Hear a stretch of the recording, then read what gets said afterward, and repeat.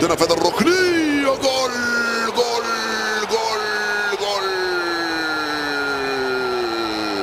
يوسف عبد الله ويهز الشباك. عبد الله ويفتح مجال التسجيل بعد خطأ من محمد وجيبوا جول. جيبو لم يتمكن منها. ايوب عبد الله يفتتحها وسجل الهدف الاول ويهتز ملعب ميلود هاتفي في وهران بهذا الهدف. 1-0 صارت النتيجة مبكر. هذا الجول للخضر ولأيوب عبد الله الذي يفتح مجال التسجيل بالراس. 1-0 صارت النتيجة.